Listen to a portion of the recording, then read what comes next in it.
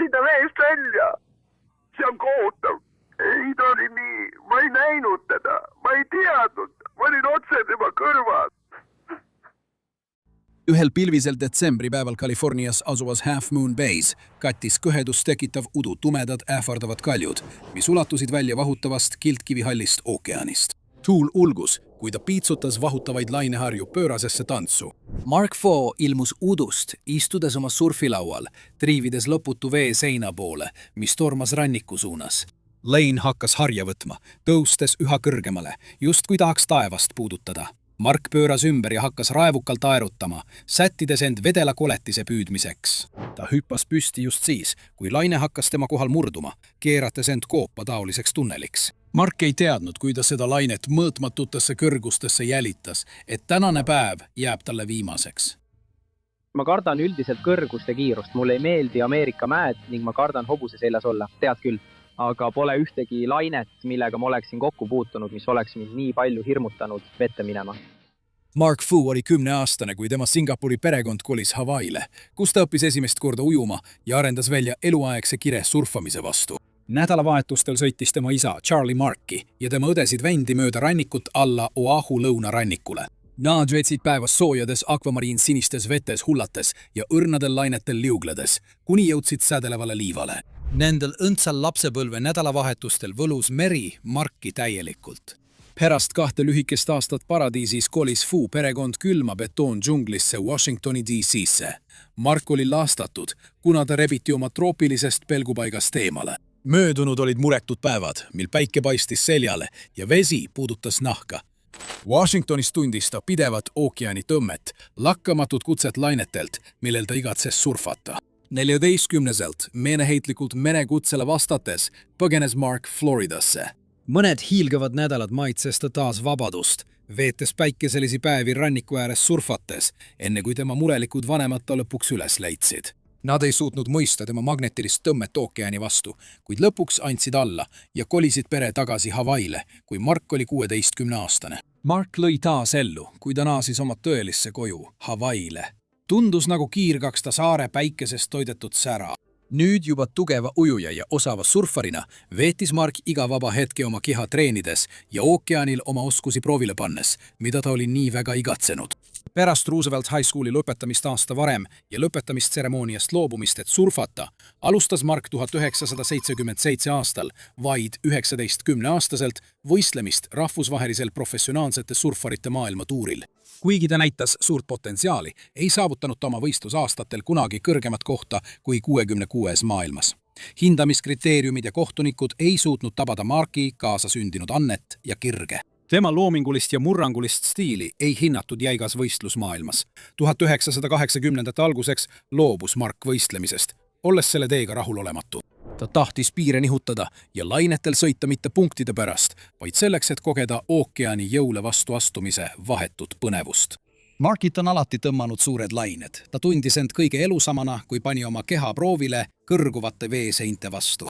Nüüd vabavõistluste piirangutest järgnes ta oma kutsumusele. Mark kolis Oahu põhjarannikule, mis on suurte lainete surfamise epitsenter. See osutus täiuslikuks platvormiks tema julgele ja voolavale tehnikale. Mark ründas Waimea lahe kuulsat surfi kohta, graatsilise osavuse ja enesekindlusega. Ta tegi jõulisi pöördeid üles ja alla, hiiglaslike lainete külgedel, ühendades atleetlikkuse ja kunstilisuse. Vanad tegijad märkasid seda jultunud noort fenomeni, kes nende surfikohas end kehtestas. Mark teenis kannatlikult nende austust. 1983 aastal tabasid Hawaiid kord elus esinevad talvised hiidlained, mis tõid kohale rahvahulgad, et näha ebamaiseid laineid. Mark nägi oma võimalust ajalugu teha. 18. jaanuaril sõudis ta Waimeal vette ja üritas sõita Guinessi rekordit purustavat üle 60 jalast hiidlainet. Mark libises mööda tormava hiiglase lainet alla, kuid tema surfilaud murdus tohutu surve all. Marki paiskas laine tünni keerisesse nagu kaltsunukku. Purustav vesi rebis halastamatu jõuga kogu õhu tema kopsudest välja. Just siis, kui Marki nägemine hakkas hämarduma ja kõrvulukustav müra vaibus, tõstis päästehelikopter tema lõdva keha merest välja. Kuigi Mark ei vallutanud sel päeval müütilist lainet, oli tema julgus legendaarne.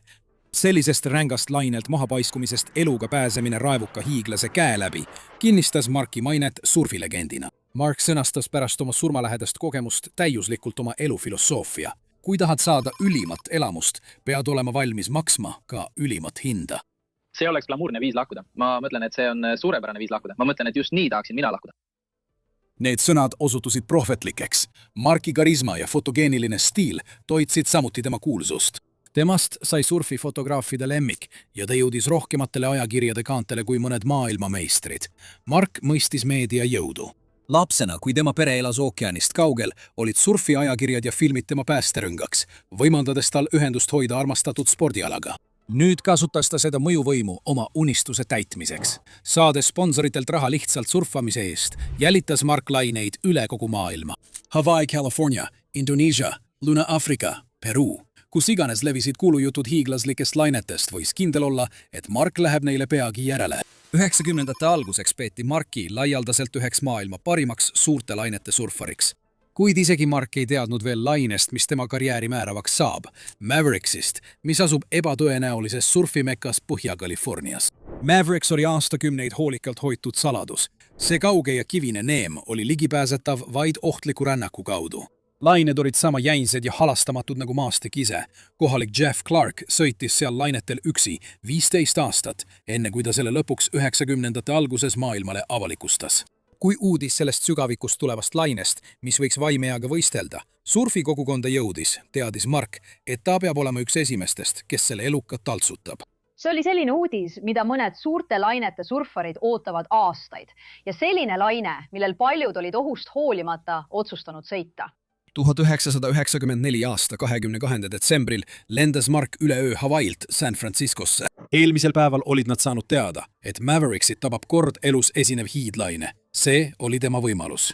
Mark oli tuntud selle poolest, et uuris hoolikalt ilmamustreid ning tema hoolikalt valitud lainetus tõi talle sageli hingematvaid laineid. Kuid kui ta 23. kuupäeval kohale jõudis, oli ta šokeeritud, kui avastas, et lainetus oli öö jooksul kiiresti vaibunud. Päev varem nähtud kõueköminaga 50-jalased lained olid kahanenud talutavateks 25-jalasteks laineteks. Need lained olid tavapäraste standardite järgi endiselt tohutud, kuid Mark oli vaime all sõitnud palju suuremate lainetega.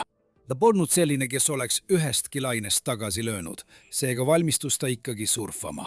Temaga koos asusid ohtlikele tingimustele vastu astuma teised suurte lainete surfarid, Ken Bradshaw, Brock Little ja Mike Parsons, ning nende saavutusi jäädvustama fotograaf Robert Brown.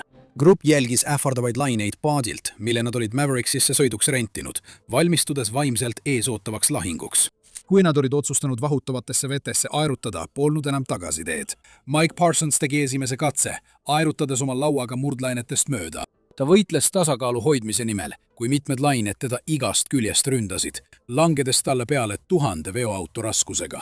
Pärast meeleheitlikku 20-minutilist võitlust tunnistas Mike kaotust, lubades saatejetil end keerlevatest vetest välja tõmmata ja tagasi paadi suhtelisse turvalisusse viia. Ken Bradshaw oli järgmine, kes saatust proovile pani, alahinnates keerleva pinna all pöörlevate tagasivoolude raevukust. Tema laua turvanöör jäi veealuste kivide külge kinni ja ta tõmmati metsiku jõuga alla, kus möllavad lained takistasid põgenemist. Lõpututeks sekunditeks suruti ta vee alla kinni, kuni ta lõpuks rabeles vabaks, raputatuna, kuid vigastusteta. Hoolimata oma sõbra ohtlikest olukordadest oli Mark kannatamatu, et pääseda nende hiiglaste sekka, kelle pärast ta oli nii kaugele reisinud. Brock järgnes Marki eeskujule, aerutades välja tund aega hiljem, kui lainetus näis veidi järeleandvat. Nad vahetasid laineid, julgustades üksteist sooritama üha julgemat õhuakrobaatikat nende hiiglaslike lainete peal. Pärast tund aega katastroofiga flirtimist ja nappe pääsemisi otsustasid Marki sõbrad päeva lõpetada. Samal ajal oli Mark valinud oma sessiooni lõpetamiseks näiliselt leebe 20 jala kõrguse laine, mis oli kaugel neist 50 jala kõrgustest lainetest, mida see sportlik ja kogenud surfar oli varem valutanud. Teised surfarid olid hajameensed, tõid tagasi oma jetid ja pakkisid varustust pärast kurnavaid lahinguid merega. Peaaegu 90 minutit möödus enne, kui tõusis ärevus, et Markist pole jälgegi. Kus Mark on, tead? Kas sa nägid Marki, kui sa aerutasid sisse või kui sa välja tulid? Oma kadunud sõbrast meeleheitel hajusid tema kaaslased teda otsima. Piinarikkad minutid hiljem ilmus Marki keha lõpuks pinnale miili jagu edasi rannikut mööda, olles uhutud sadamasse, mida ümbritsesid kõrged kaljud. Kui rannavalvelaev avastas tema elutu keha triivimas pruunvetika väljede vahel, kostsid pea kohal nukrad kajakate kaeblikud hüüded. Marki sõbrad ei suutnud uskuda, et nii kogenud lainelaudur võis nii vaikselt kaduda.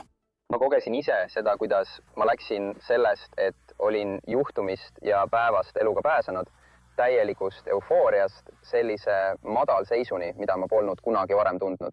Nende varasemad kokkupuuted surmaga sel päeval tundusid nüüd jahmatava ettekuulutusena eesootavale tragöödiale.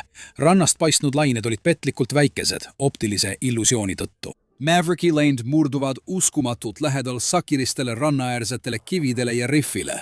Tuima halli taeva taustal oli tõelisi olusid raske hinnata. Aga kui Mark aerutas välja, sai raevukus kohe selgeks. Külm, võimas vahutav vesi tundus elavana, just kui tahaks see teda hävitada. Mark oli reisimisest väsinud, kuid raputas väsimuse maha, otsustades võimalust mitte raisata. Ta valis oma laine ja aerutas kõvasti, et selle kiirusega sammu pidada. Langeslain esiküljel tundus lõputult järsk. Poolel teel alla sattus Mark ootamatu räsise veelaigu otsa, mis lõi laua tal jalge alt välja. Ta kukkus vabalt 25 jala kõrguselt ja lõi veepinnale tugeva matsuga, mis lõi hinge kinni. Lane peksis Marki halastamatult, hoides teda vee all 3 järjestikuse purustava löögiga. Tähed sähvatasid Marki silme ees, kui tema pea lõi vastu riffi vastiku raksatusega. Marki hoiti vee all lõputuna tunduvad minutid, ta ei suutnud pinnale tõusta. Pärast näivat igavikku lakkas keeris lõpuks. Marki lõtv keha tõusis pinnale. Tema surfilaud, mis oli endiselt pahkluu külge kinnitatud, hoidis teda vee peal. Kui me tema lauani jõudsime, saime aru, et ta oli endiselt oma laua külge kinnitatud. Ta hõljus ikka veel vee pinnal. Tiide Marki šokeerivast surmast nüüdseks kurikuulsas Mavericksis levis kiiresti surfi kogukonnas. Kuidas sai nii kogenud legend nagu Mark sattuda õnnetusse lainel, mida ta oli sadu kordi varem sõitnud?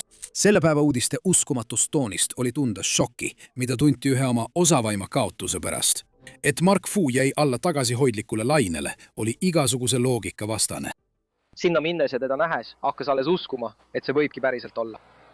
Ja ma põlitasin, palletasin, hoidsin Marki, hoidsin ta käest, haarasin tal rinnust ja küsisin, miks? Ametlik surma põhjus, uppumine. Selle uskumatuna näiva õnnetuse uurimine tõi kaasa mitmeid järeldusi. Marki kogemus võis tekitada hooletust. Reisist väsinuna ja väiksematest lainetest uinutatuna valis Mark seekord hooletuma raja, ilma oma tavapärase põhjaliku täpsuseta. Tõkkega kokku põrgates paiskus Mark haruldase valearvestuse tõttu jõuliselt allpool asuva terava kari vastu. Marki lauda külge kinnitatud rihm jäi siis sakiliste kivide taha kinni, lõksustades ta vee alla. Järjestikused vahuseinad surusid teda kinni ning Mark oli ookeani raevu vastu abitu. Ühe oma legendi kaotus mõjus kogukonnale rängalt. Tema matustel, mis peeti tema armastatud kodurannas, Vaimea lahes, osales umbes 600 inimest, kes avaldasid austust tema elule. Kui Marki tuhk puistati paika, kus ta end kõige elusamana tundis, küsisid mõned, kas tema mantra kõrgeima hinna aksepteerimisest oli tema varajast surma ette kuulutanud. Või oli tavaline laine tol päeval ebaõiglaselt nõudnud ühe surfimaailma suurkuju elu. Surfariid, kes Markiga lähedased olid, teadsid, et hoolimata kaasnevatest riskidest valmistus ta alati hoolikalt, et vähendada õnnetuse võimalust. Mark järgnes lihtsalt oma kirele, kui julm saatus vahele segas. Mark Fu šokeeriv surm Mavericksil käivitas ka tulise arutelu suurte lainete surfamise ohutuse üle. Mavericki jäiselt külmad veed ja ohtlik veealune riff võimendavad nii oskusi kui ka riske. Mark ei kandnud ujuvseadet, vaid lootis kukkumise korral ainult oma laua turvanöörile, mis ta välja tooks. Mõned vaidlesid, et rihm vedas teda traagiliselt alt, takerdudes ja lõksu püüdes. See sütitas tuliseid vaidlusi turvanööri töökindluse üle, mis kestavad surfimaailmas tänaseni. Kui see lugu oli sinu jaoks nii põnev kui ka südant lõhestav, vajuta kindlasti meeldib nuppu ja telli kanal, et saada veel selliseid lugusid. Loodan sind näha ka järgmises videos.